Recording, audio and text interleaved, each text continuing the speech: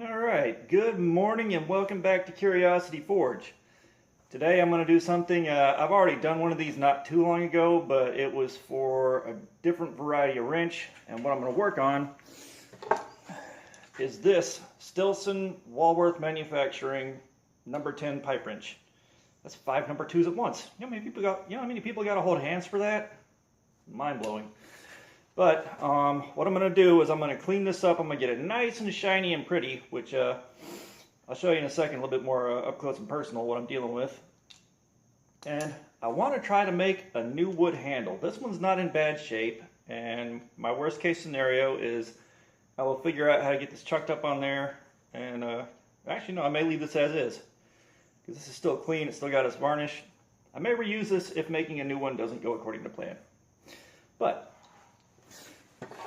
first step with these, and here's my billings that I just cleaned up not too long ago. This has got a little nut on the bottom here that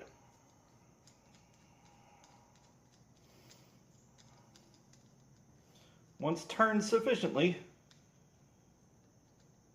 there we are, comes off, and you can pull the wood handle off, and you pull the finial off the top of the handle. This makes it a lot easier to clean up because I don't have to worry about protecting this from the wire brush and the insane speeds that wire brush is going to be going whenever I go to town on it. And of course, like any other pipe wrench,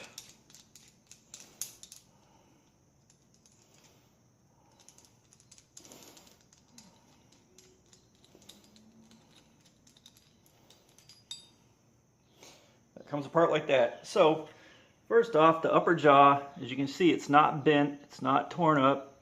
The teeth are in good shape. They just got a little bit of brass caught up in them from the previous owner, probably the most recent previous owner.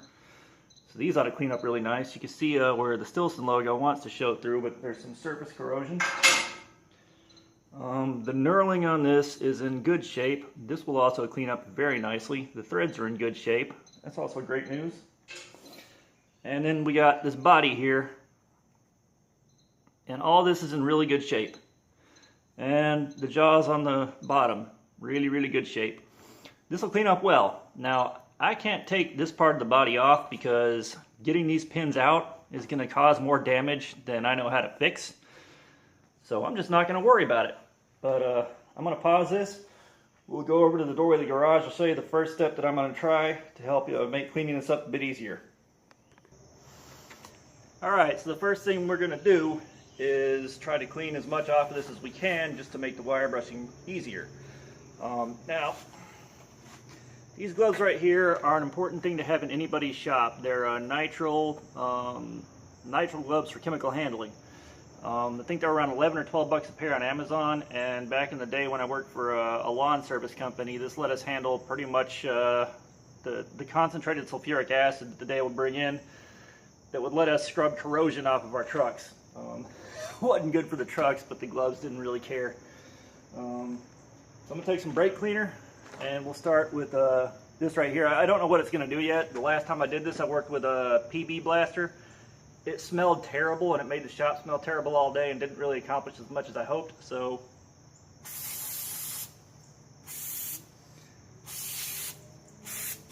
the goal here is to at least loosen up some corrosion. And no major difference spotted in the surface. That's okay.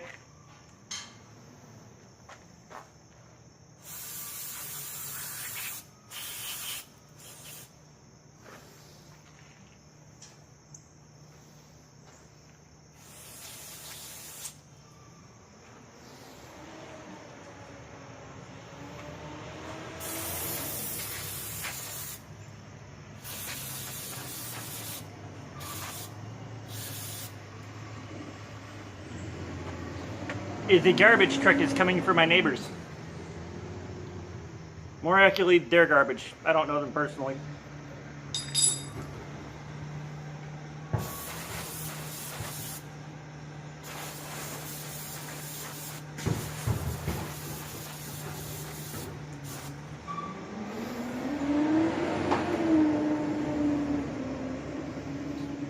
Okay, so this has been blasted with the brake cleaner.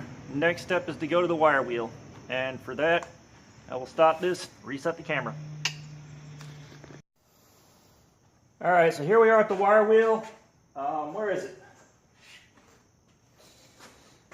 This is my old wire wheel after doing 3 or 4 of those, and it had been in my shop for ages, seeing very little use. And you can see the brand new one right here. And I know we had a whole safety Sunday on this, but I'm going to wear gloves because these things chuck wire everywhere, and if my hand brushes this, I don't want to get ripped open. So we're going to start with this piece. It's going to probably show the most drastic results right away, and it'll be the quickest one to do, so y'all get the point without having to wait through 12 or 15 minutes of me working on the other pieces. So here we go.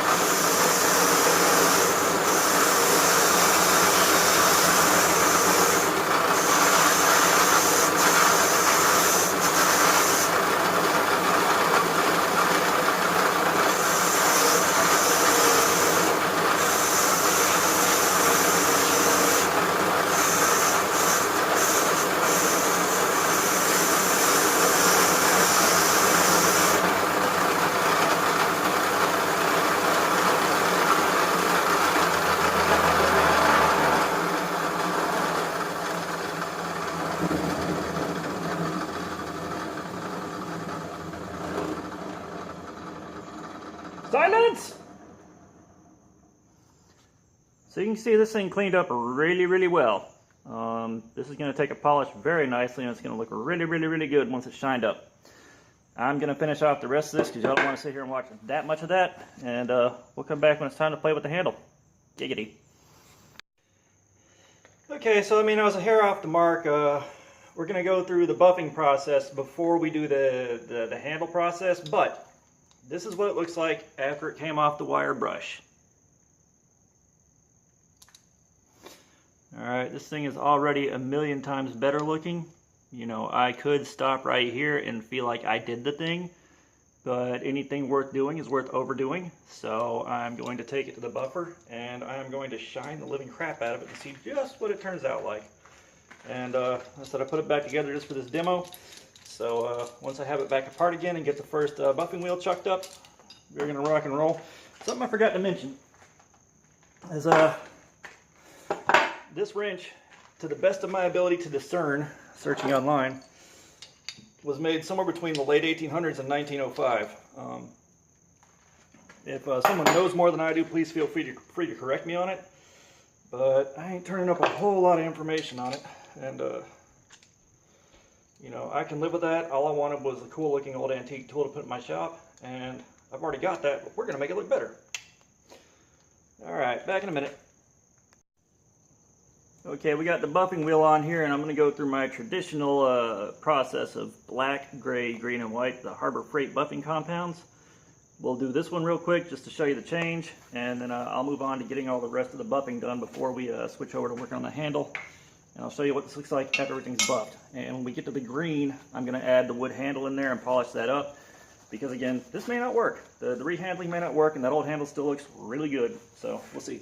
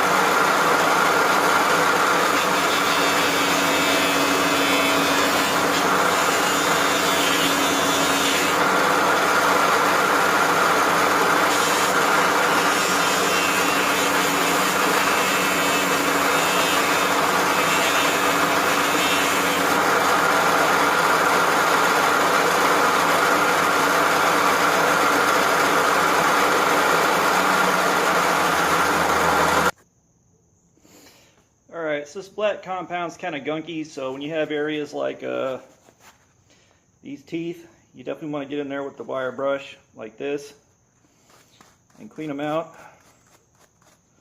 Recessed numbers, get in there, get what you can out. Recessed maker stamps.